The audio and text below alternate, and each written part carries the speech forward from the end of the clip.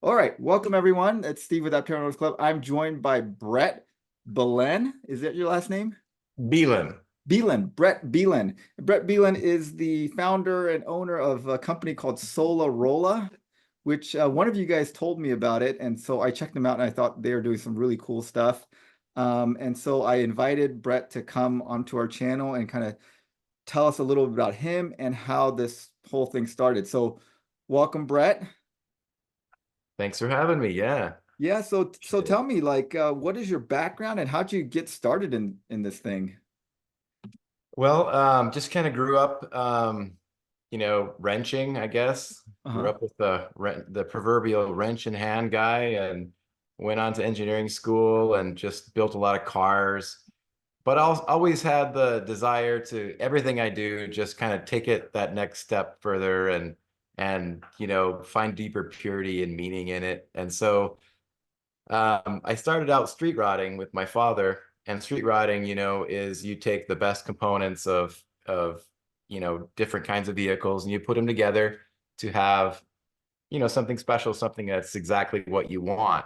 Hmm. So when I started realizing there was potentials for electric motors and potentials for, solar powering battery systems, then it kind of opened a lot of ideas up about what was possible with this kind of street rotting vibe of just, taking the best components and putting together something that represents exactly what you want. So it began with a golf cart. It was when my son was being born, and I was trying to figure out how I was going to support the situation. And I figured, well, people drive their kids around in cars to put them to sleep when they're crying.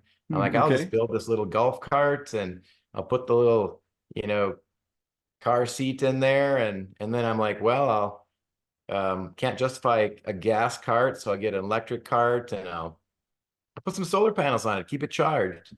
So I did that, and then it clicked that wow, this was really viable. I started using the vehicle to like go out into the woods and run electric chainsaws and cut wood and haul wood out, and it was quiet and it wasn't disturbing nature. It was pretty nice. And so instantly I decided, hey, I got to build something that I can drive on the road. So that spawned our solar powered electric VW bus. So it was 1973 VW bus. We put an electric motor in there. And this was, shoot, probably just about a decade ago. So we started with lead acids. So I Hmm. had 12 lead acid Trojan T1275s in there, all seriesed up. And it was, yeah, it was on. I could go, I was living in California at the time. So it was, yeah, it was really easy to pull charge. So now, of course, we're in Wisconsin, Hmm. which is a little bit more challenging with, the winters and such. So um, I think I lost video on you there. Oh, did you? Yeah, let me just try to get back in there. Okay, there I It, am. is it working? Yeah, it's just kind of small, but that's fine. Okay, yeah, it's real small. Because I'm basically I'm sharing your website just so that Yeah, people kind of have okay. a visual of what we're talking Yeah, about. great, great. So So, yeah, it started with a golf cart. uh-huh. It turned into a VW bus. I put 1,200 watts of solar up there. And then also to kind of keep the camper theme going, I tilted the array so I could get, the evening sun, the morning sun, and also have a really nice camping space under the vehicle. So that was kind of the vehicle that really started it all. I don't know if you can see it there. If it's on the website, yeah, it should be on the website. There it is. This There's the thing right here. original bus. And yeah, lots of space under there and really good tracking. So I could really pull a lot of power. So I could Okay. pull about 30 miles on a good day, which was huge, right? I was living in a little town in Oregon, and my shop was close, and so that started it. And then Red Foo of the band LMFAO, I don't know if you remember I'm Sexy and I Know It, that Hmm. song. Yeah. Red Foo saw our bus and loved the idea. And so that underneath right there is the bus we built for Redfoo, which, was Model S modules. So it was pretty amazing change from lead batteries, of course. And we built the array just with thin film solar that I framed up. So instead of the glass panels, to get more solar up there, we had to lighten it up or it would get, a little heavy and of course heavy on top and not where we want weight. So we went with just thin film panels that I framed up and made the awnings that, slide in and out. And then the top would pop 40 inches and you could track both ways. And that vehicle could pull, it would almost full charge. So at about 90 to 100 miles of full charge, I could just about charge that up in one day. So that was getting up in the, 70, 80, and 90 miles of solar harvest per day, which Mm, was pretty cool. okay. And but as my family grew, we decided that, hey, we got to start looking at larger vehicles. So we just finished a trip out to deliver Redfoo a solar powered Navistar E-Stars. So there's, I guess I forgot that vehicle there, but the one in between. But yeah, Redfoo's was pretty amazing. It was kind of something that we wanted to build for ourselves, and that's kind of our business model. We want to build. We want this particular vehicle. We want it to do this and that and the other. We start building it. Someone jumps in. They take the project over, and we end up kind of customizing it and building it for them. I So see. that's just what we delivered. So that's kind of the last thing we did. We just pulled another E-Star in the shop, so we're starting on another one. And is And that for you guys or is that for someone well, else? like I said, it always starts that way. Okay. So we're talking with some different groups right now about them taking on the project. So it's just a matter of kind of getting everybody dialed into what they're looking for and price and performance and all that. So it's kind of typical. And that's why we end up being custom, because the early adopters of these vehicles, they're all unique in what they want to utilize them for. And some people don't care about range. Some people, it's all about range. Some people don't care about fast charging. Some people need that.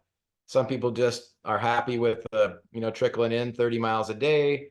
Some people want the awnings. So we like to be building with someone in mind, Uh-huh. so that we can really just build them exactly what they want, and also interact with them during the build so they kind of understand what's going on, because it is a ship. I mean, there's a lot happening on these vehicles. There's a lot of systems. It's a home. It's a power station. It's a camper. A car. So there's a lot going on, and just like I use the analogy of like a sailboat. You need to kind of know what you're doing. You don't just go to the used sailboat lot and jump in the water and go. You need to, learn a little bit about how the systems work, how to deploy the panels. Hmm. We put all of the parameters of the batteries, the battery temperatures, each cell voltage. It's all that information is right there.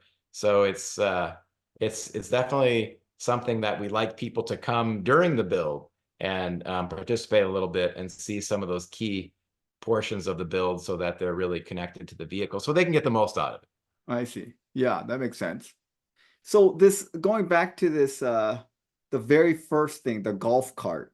Did you just Okay. like buy a used golf cart someplace and then how did you like you knew about solar panels? You like got a charge controller and just like hooked it up or Yeah, I did an engineering degree from okay. Michigan Tech, so I did my time. We had to do our double E classes, and like I said, the purity vibe is huge for me because I have gasoline vehicles, but yeah, I'd prefer to charge off my solar and roll that way. So it was just kind of a purity step, and I'm a big nature advocate. I think, spending time in nature is how we understand what is divine about our existence. It's all right there.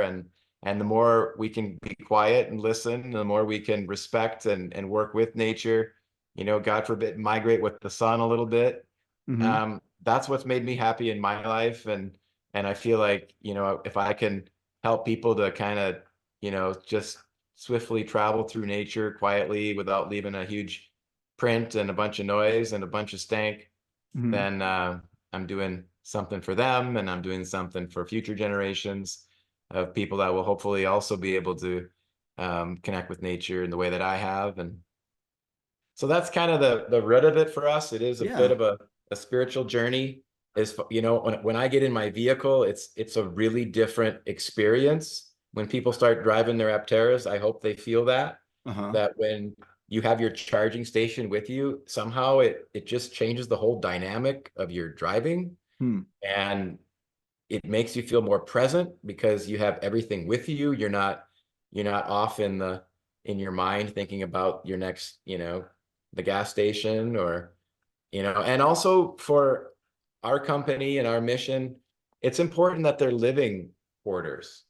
You know, spending some time in your camper with your solar panels out in the sun is it's kind of like it works because you have the space to take a nap or cook a meal or do some business, whip out your Starlink, and whatever it is, you can do it as kind of like a tiny home.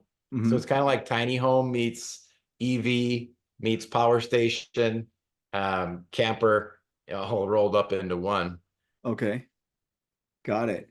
So this first VW bus that you put in here, those are residential glass panels that you guys put up in there? Correct. Yep. Okay.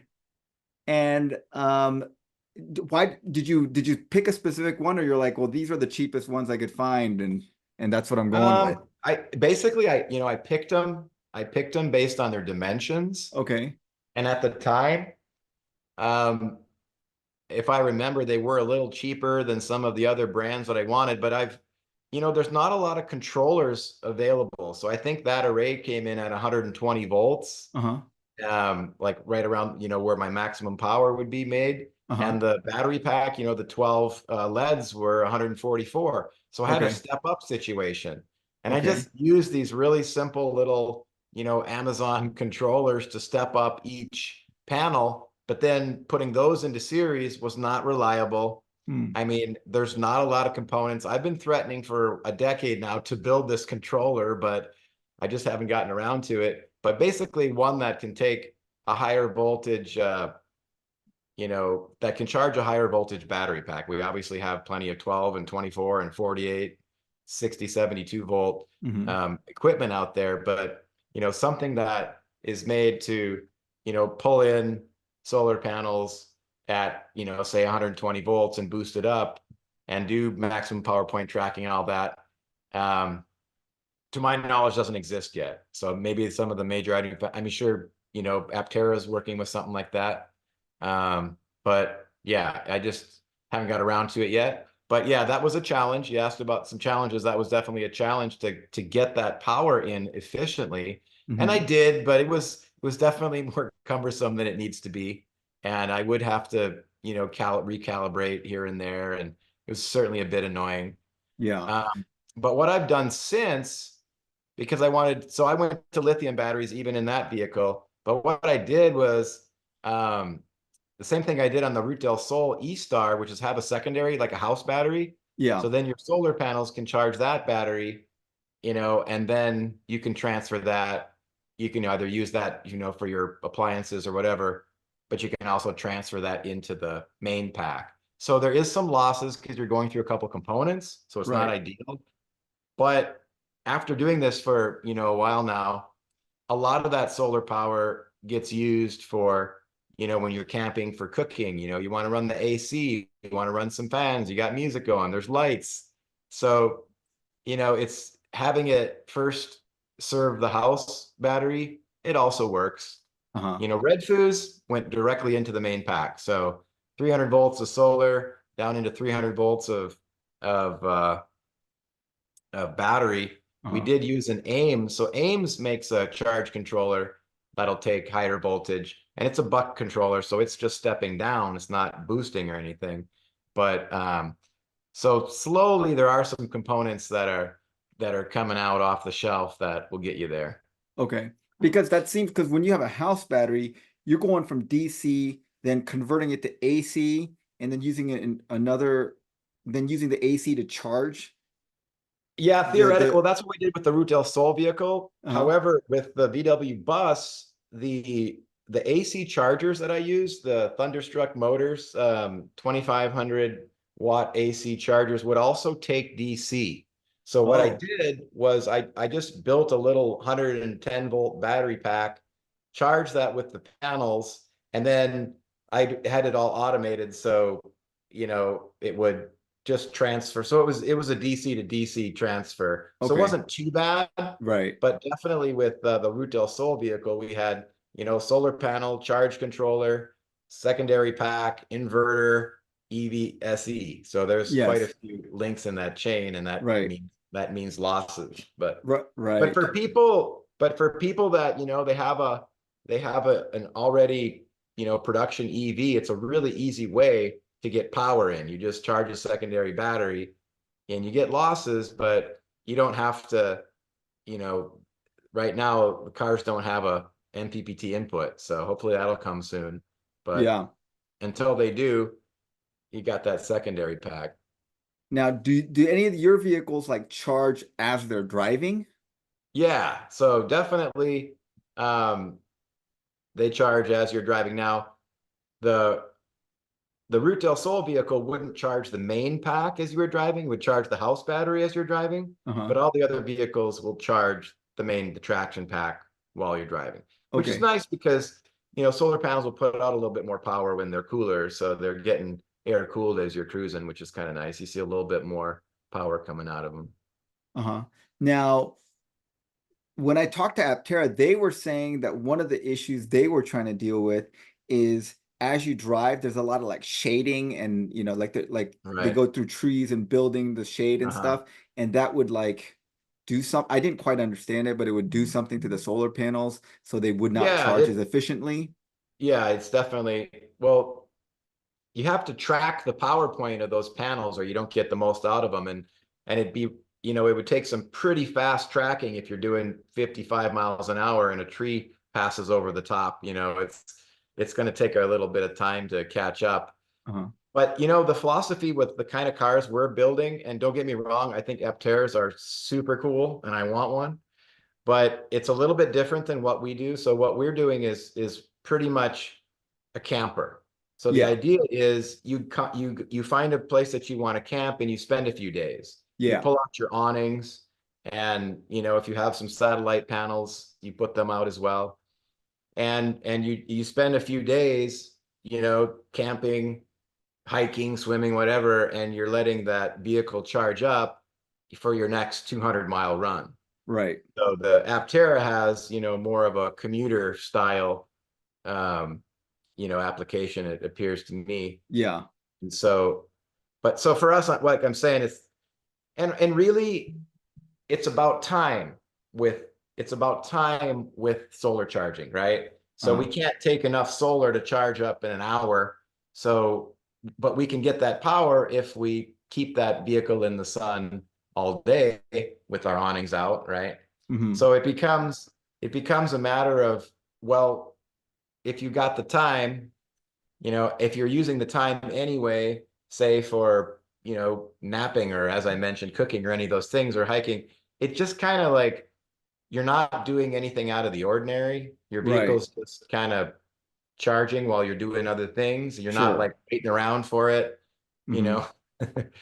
And so it's like a migratory kind of vibe, and literally, hey, I'm in Wisconsin, and I'm always looking for how I'm going to do a trip in February and January when it's really cold and the sun is really low here, to head somewhere a little warmer and with a little better exposure and yeah, so it kind of naturally encourages you to go on a camping trip to California or Oregon or something, Mexico, Yeah. wherever. Yeah. Okay, so this is the your most recent vehicle that you guys finished, right? Correct. And this one you said it goes directly to the battery. So the top panel goes Uh-huh. directly to the battery. Okay. Yeah. And is always hardwire connected directly to the battery. So the awnings, they also go to the battery, but you obviously put those on after you're stopped. Right, right. Yeah. Now, did you guys change out the battery in this thing? Because I think the stock battery in this thing doesn't have that much range. Yeah. The stock battery was an 80 kilowatt hour lithium iron phosphate Uh-huh. pack, A123 pouch cells. Uh-huh. and we put 200 kilowatt hours of Tesla Model 3 batteries in there. So 3 Model 3 packs in there. Okay. Now, how do you like why'd you decide to use the Tesla battery packs? Are they just easily available? I mean, they're obviously very good packs. They're proven. We know that they last a long, Yeah. long time. They Are they got just the, easy to source? yeah, I'm friends with Michael Bream of ED West. He's a good guy. He's been helping me. He's been there forever, Okay. helping me get where I need to go. And he had a lot of these batteries. So I started in quite, and it's like, I know the guy. I know I have a track record of appreciating, the quality of what he's putting out. And so I knew I could not only trust him that the batteries were going to be good, but that if I had a problem, he would take them back. And I think we sent 2 different packs back. Hmm. So, proof's in the pudding right there. He's willing because he's a enthusiast. Yeah. So, he's happy when you're out there cruising a vehicle, not necessarily when he gets paid. It's like, okay, we all want to get paid. We got bills, but Uh-huh. there's a difference between people that are happy when they got, these fourth quarter earnings versus people out there, actually traveling and migrating and working and enjoying these vehicles. So Uh-huh. that's the payoff for me. And Michael Bream's a lot like that. And yeah, the Model 3 batteries and the Model Y batteries, those long modules, they already have the liquid cooling in them. Uh-huh. Their power to weight ratios are pretty impressive, and they just so happen to be a battery that I could shoehorn in this vehicle too. Okay. So They fit it in just there. fit. It fit. Uh-huh. And so you just take the entire pack with the cooling system and everything and put it in No, there. no, I just use the modules. Uh-huh. So I take the modules out of the pack, and that's Okay. the only thing I use. I do my own BMS.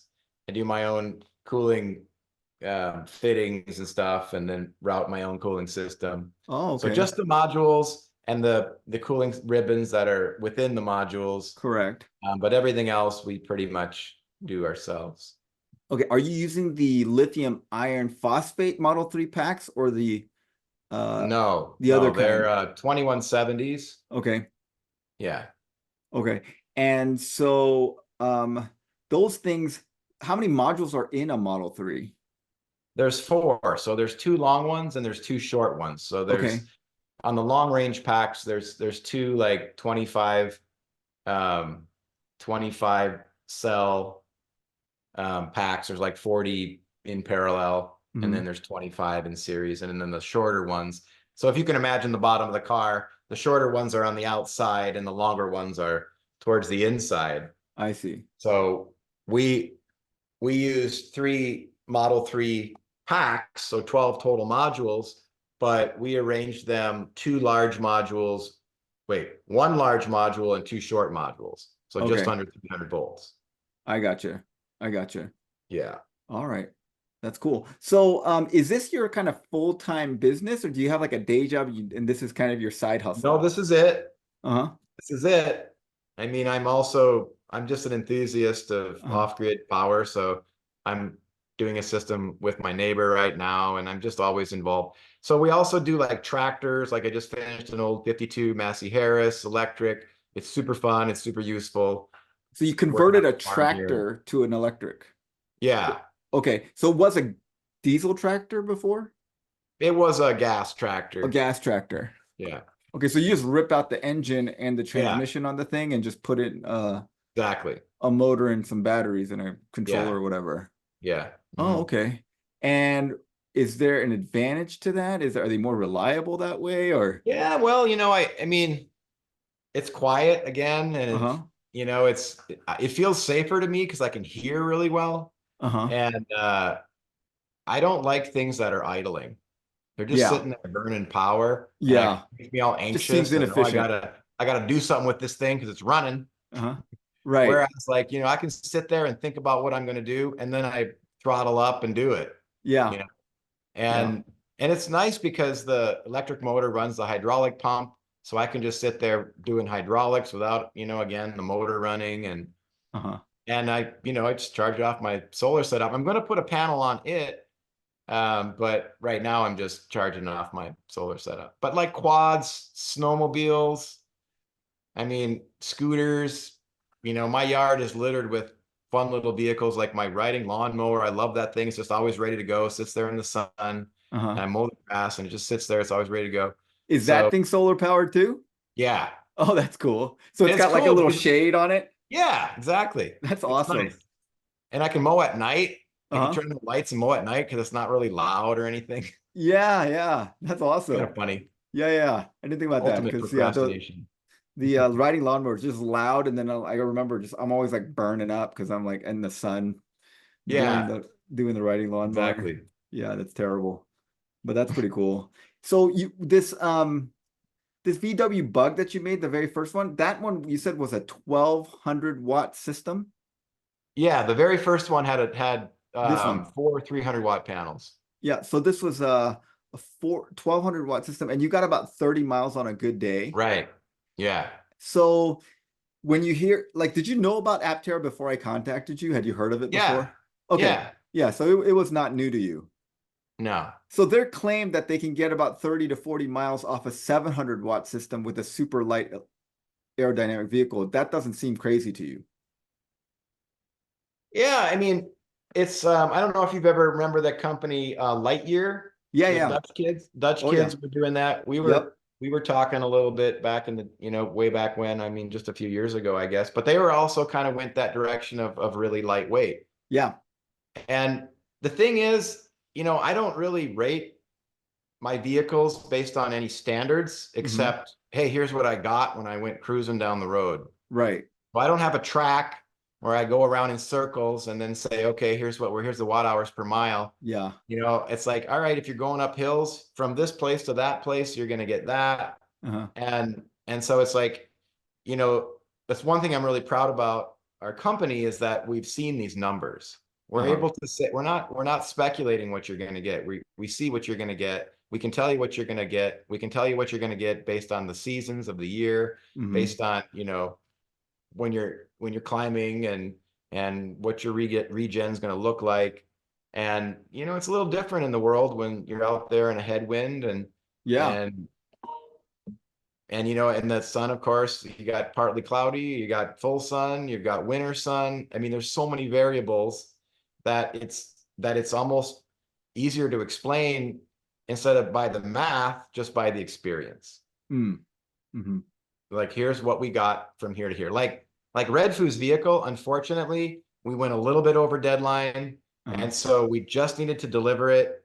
I did a bunch of testing along the way. I had things to replace. I didn't get a lot of time to solar charge. So we went kind of, RV park to RV park, which was really fun too. You Uh-huh. just charge up at night, leave in the morning and see some beautiful spots. But we only really had one opportunity to take the time and do a solar charge. And it's like, yeah, I pulled 41 miles. I think I had a sun until about 1 o'clock that day. It was obviously December. So I still pulled 41 miles, Uh-huh. which Seems like a there you lot. go. I mean, if it Yeah. was a sunny day and I had, another 4 or 5 hours of sun, six, whatever, I would have been, well, 50, 60, 70 miles. So, it's also like the Route del Sol vehicle. So there's another E-Star, the blue one. We Uh-huh. put this Australian kid out there, Joel Hayes, um, cool guy, part of the family. Um, and Joel was, telling me that he This was guy. always charged before he was ready to go. Uh-huh. He was surfing, he was playing music, he was having a good time and connecting with people and doing some good stuff. But he was like, you usually when you're traveling, you want to spend a couple days somewhere anyway. Yeah. So Yeah. there's this equation for camping and traveling and migrating where it's like, what can you really do in one day? You're not Hmm. really there. You breeze through, you supercharge, fine. If that's what you want to do, more power to you. I believe in it's all wonderful and necessary. But if you're the kind of person that wants to pull in somewhere, sample the local cuisine, meet some people, talk about, ideas and the vehicles, it's a couple days. It's a couple, 3 days is like minimum. Yeah. And in Yeah. that period of time, you're ready to go another 200 miles. Yeah. Yeah. So if people, so you guys are selling these things, can you tell me like what the ballpark price range? I'm sure it's very Yeah, different based on sure. what people want and stuff. Yeah. Yeah, I mean, all I do is crunch these numbers and we don't make much money because if we were going to actually make some money, it would be too expensive, Yeah. you know? And because, even like for example, the used Tesla modules for Red Foods were 50 grand, Hmm. and so it's like, all right, you grab a UQM motor and controller, there's another 10, and so you get up to 100 grand in parts real fast. I see. So, if I'm gonna spend a year building it, 6 months to a year, family of four, I Yeah. try to make 100 grand. It never ends up that because by the time I deliver it, oh, I got to add this and oh, I got to add that and oh, they wanted to change this. So I'm barely squeaking by, taking the hit myself and with my family, Hmm. but getting the fulfillment, I guess, of knowing that there's people out there experiencing this vibe that to me is so precious of being Hmm. able to just cruise and pull over and be, there's miles raining in on your car. Uh-huh. It's wonderful. And that's my payoff. I don't know that my wife always feels that way, but I'm very full. I have one of my college friends, Tony Conkey, who made the video I think you just saw with Uh-huh. all the awesome CAD work and stuff. Uh-huh. And it's like, yeah, we really we're really fulfilled by putting these vehicles out and what they're capable of. It's fun. It's just I don't know how else to put it. It's fun. Okay. All right. So probably around 200K for one of these vans that are Yeah, I was solar. wondering where my rambling took me away from. So back Uh, to the cost. A lot of people have been asking lately, and right now what we're building, uh-huh. we're trying to get the cost down. Uh-huh. Red Food's rig was the ultimate. As Uh-huh. many batteries as I could get in there, and we're still tweaking on it. So by the time we're done, he'll probably have upwards 250 miles of range Uh-huh. and, be able to pull a solid 100 miles a day off the sun. Uh-huh. Um, that vehicle right there, that was the Route del Sol vehicle. I think that day we pulled 60 kilowatt hours. Yeah, So that's what it says. driving, you know, moderate to low watt hours per mile, it's 100 miles. So Uh-huh. that was pretty cool. But so, like I said, we're building a base model. So we're going to use the original E-Star motor and Mm-hmm. drivetrain. Usually I build the entire drivetrain. Mm-hmm. We're going to use the original E-Star drivetrain. I'm going to do a different controller and a different battery, but we're going to keep the battery small, 100 miles of range. We're just going to put the single layer on top for 1680 watts. So, but we're hoping to come in around 120 for that vehicle. Mm. Okay. So we're just like, how cheaply can we make it? Not Yeah. cheaply, but How, avoiding costs. And right. now So that that we've more done a people can couple of them afford it. too, what's that? So that more people can afford it. Yeah, so more people have access to it, right? Yeah. Yeah. And also like we've done a couple now, so a lot of that ramp up of figuring out how to do things and the time and the resources that it takes to whittle your way past some of the obstacles, that's kind of gone with the E-Stars now. We've done it now enough Uh-huh. so that we can breeze through, we know what components to use. And so yeah, it's kind of typical, I guess, with companies. At some point you just really are working hard at getting the cost down so Uh-huh. that you can get it to more people. However, these vehicles have an ROI. Uh-huh. What do you mean Now by it that? may be it may be 20 years. Uh-huh. It may be 10 years depending on how diligent you are about getting your panels in the sun and Yeah. and how you're driving and of course the gas prices. Right. But that's although it's the alternative energy thing, it seems to always be a big upfront cost, right? Right. Put your solar panels even on your house and it's like, wow, I'm out 30 grand, but 5-10 years of not paying electric bills. And let me stress again, we're only assuming that the electricity is not going to go up in price Right. when And we of do the course it will. calculations, Yeah. but let's face it, it's gonna. Yeah, And so exactly. panels are going to last. The battery technology, man, I'm finally over that hump. I've always felt like that was the weak link. I don't feel that way anymore. Hmm. When you're looking at the BYD cells, when you're looking at no thermal runaway issues. You're looking at, thousands of cycles. It's crazy. It's wonderful because that Hmm. used to be the weak link, and now they're getting, in my opinion, about as reliable as solar panels. So Mm. you're talking about a forever vehicle. Yeah. If it's done right, and that's my goal, is to put out a forever vehicle, something that's just, because the thing with the lithium batteries, if you don't charge them all the way up and you don't bring them all the way down, their lifetime goes up exponentially. Yeah. So get down and start crunching your numbers and figure out how to make that battery pack last for you for the rest of your life, and drive it accordingly and watch, and don't just look at the green line that says empty and full. Look at your battery voltages, Hmm. see what's going on. Look at your battery temperatures, know, and that's really what's important to us, is to have all that information up on the displays so that the individual has the opportunity to make that vehicle last as long as possible. That makes sense. Yeah. Have you noticed like so you're using like thin films on these now because they're otherwise it'd just be way too heavy. Well, it's interesting because so we just pulled in a massive 4x4. It's like military grade. It's Zeus Vehicles, was not far from me here in Minnesota. Um, Dual motor, 4x4, super ridiculous heavy duty, kind of like almost like a Hummer drivetrain. Hmm. But it's like, like I said, I'm kind of going the opposite direction of Aptera and what Lightyear was, which is let's build the most light aerodynamic. For Hmm. me, it's like the bigger, the more solar I can get on it, Hmm. the more batteries I can haul, Uh-huh. and the more it's like a power station. And Uh-huh. also now I can do pop outs and I can really create a spacious home Yeah. that you can migrate with and do it completely on the sun.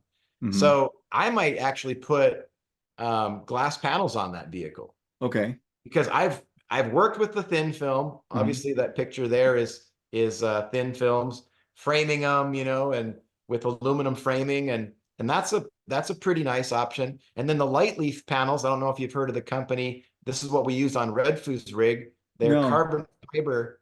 They're really awesome. They're carbon fiber backed panels that they can make them in the curves that you want. Yeah, right there. So those are super lightweight, super strong, expensive. Uh-huh. So that's, where that cost starts jumping up to have Uh-huh. something really nice. It's, and last, sometimes you gotta, you know, put the money out. And in the end, you end up, able to harvest energy longer, and that kind of comes out in the wash financially. Hmm. So that's kind of where we're at. We've used pretty much every type of panel. And what'll happen, in my opinion, is a combination. Like I like to stick with the light leaf panels for the roof because they're hard, they're strong. You can, you can These put your things. carbon fiber strip with your resin and make it a contiguous panel for waterproof reasons. But I did find it challenging on the flat panels to get them flat enough where I could, actually make drawer slides and hide them underneath the top panel. So Uh-huh. I'll probably use thin films and aluminum frame for those. Okay.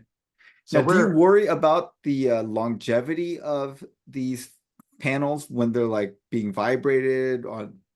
I don't. Uh-huh. And I used to, but as Hmm. time has gone on and these vehicles, like for example, Red Food's golf cart, which I did 5 years ago, he's never had to charge it.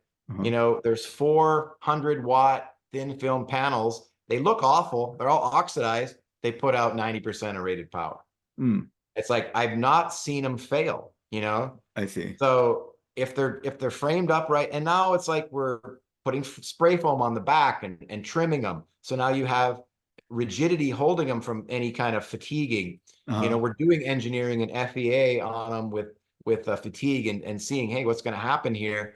It's nice to have again my engineering buddies backing me up Mm, and making sure that we have some good software looking at the longevity. And also it's like, God forbid, you might want to put another set on, but if it's not cost prohibitive to put another set on and retire them to your off grid or something like that, why not? yeah.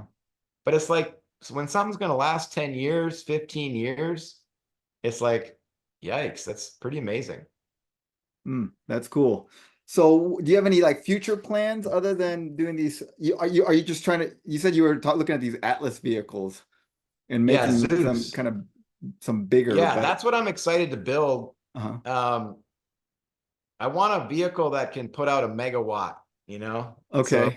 they got two motors on it. So you run the numbers, you're yeah, 1,000 kilowatts, right? So a megawatt of power, and then just getting more solar. And what I've learned with the solar is it's not weight and volume prohibitive.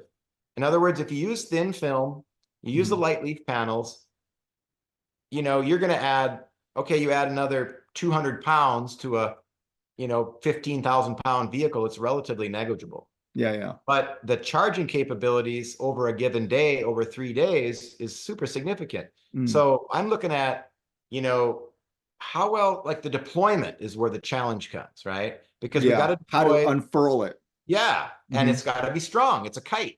Yeah. You see wind, like Red Foo's here that we're looking at, Uh-huh. that's T slot. I saw some serious wind out in the desert Yeah. and no worries, Okay, you know, yeah. but that takes a little longer to deploy. So what I'm looking at is in the interest of creating more space, like for example, let's say you make a little outdoor bathroom with your incinerating toilet. Okay. Okay. So you take some of these panels and you basically make a small A-frame. Mm. So it's kind of a remote charging situation for the vehicle, but it's kind of something that's nice to have when you're camping anyway, right? Hmm. And then maybe you want a little shower area. So then you make another little A-frame with, as I mentioned, not weight, not volume prohibitive panels that you just carry a few more. It's a big enough vehicle, it's not a space issue, it's not a weight issue. So that's what I'm seeing this equation break is in the larger sense. Because the more comfortable it is, the easier it is to spend the time that it takes to get serious power Hmm. you Hmm. know, because it's like with a big space, you're comfortable. Yeah. You can be there and you can have anything you want. You have your refrigeration, and we're even talking about kind of like a greenhouse situation with these nice big windshields, right? Oh, yeah. You're either sprouting or just Yeah. some of your basic things. It's a greenhouse, it's climate Yeah. controlled. Yeah. Why not? Yeah, yeah. That'd be fun. It's kind of like a terraformer. You ever heard of the term? Yeah, yeah. Yeah. So you can take this vehicle, you pull out into a desert, Uh-huh. you spend $5,000 and you buy your acre of desert, Uh-huh. and you just start You could live there. terraforming. Yeah, You yeah. start, because you can pull water out of the air. Right. You can run your dehumidifier, and even in the desert, you can eventually pull some water out of the air, Yeah. with your AC unit that you're going to be running anyway. Yeah. So you have the capability of taking that energy and turning it into whatever you want. Hmm. Yeah. That's true. That's interesting to think about. It's kind of fun. I had kind of a like a kind of a tangential question. So going back to the Aptera, it's got 700 watts built in, but they've Right, always said that their charge controller can handle much more than 700 watts, right, like maybe 2000 watts or 3000 right. watts. And a lot of us are interested in doing, camping with the Aptera, but not, obviously not like this, but like, driving it someplace, Sure. setting up for a few days. And Yeah, it'd be nice to have like a solar panel that you could just deploy out there right. and have it charge. But Aptera is not putting that out there, but they're saying, hey, if someone has the know-how, they could hook into our charger. Like, how Nice. hard do Yeah. you So think that's that would be? If you well, if that's you were given the schematics and like the specs for it, and which ports do what, would that be something fairly easy to do? yeah, it would be because the MPPT controllers, they take a wide range of input. So Hmm. as long as you stay within that input, it's going to convert it down to exactly the voltage that the battery is and wants to see, and track the panel's sweet spot, and yeah, make it worth your while. So you just want to make sure that you're within voltage and wattage range. But if you want to say at your home, you got your Aptera and you put a little array on your garage, you know, Yeah. or God forbid, I've built small arrays for people with small EVs. It's Mhm. like, why not? I mean, get a little bit more power when you're at home. I don't know how it would be to carry more solar on an Aptera. I don't Mhm. know the vehicle that well to know if there's any room to really, I don't um, think you could mount it, but I think we're like thinking you could just like stash it in the hatch and yeah, like have some something 100-watt flexible panels. Sure. yeah, like a couple hundred watts of extra panels that you just put out there and use it like Yeah, set up like a pop-up tent or something and put it sure. on top of there. Yeah. And then, Another, like but another what we space. didn't want to Exactly. do is so one of the guys I interviewed earlier was this running this company called GoSun, and he has basically like a small battery that the solar Uh-huh. panels charge, and then he's got an Right. inverter, and it just basically turns it into AC, and then you just plug that into the EVSE, and Right. so you have a lot of conversion losses.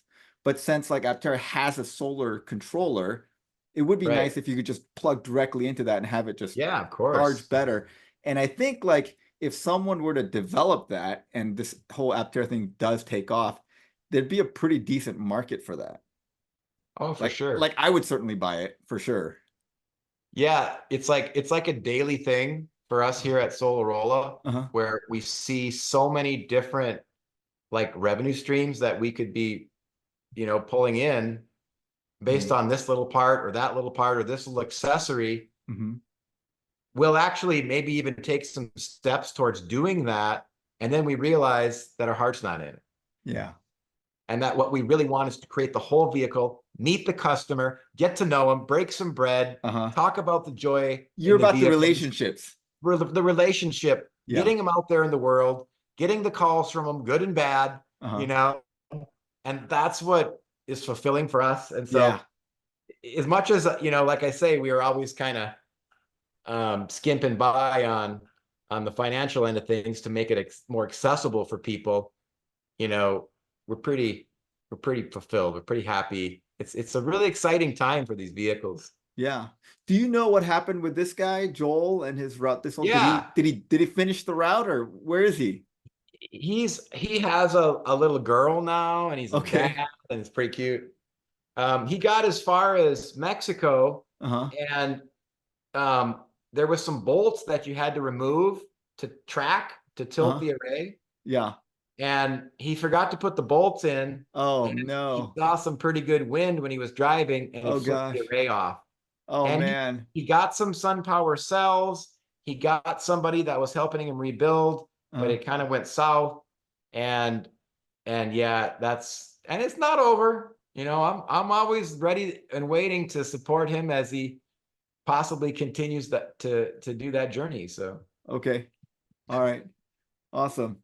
Well, Brett, thank you very much for spending an evening with us. Uh, yeah, it's yeah, I always fun to appreciate kind of it. see people doing different things and related things to what we're interested in. Yeah, I look forward to hearing more about the Aptera, maybe visiting the company if I get out that way Oh and stuff. yeah. That'd be cool. Yep. Yep. All right. Thanks, Brett. Thank you, man. Have a good Take night. care. All right.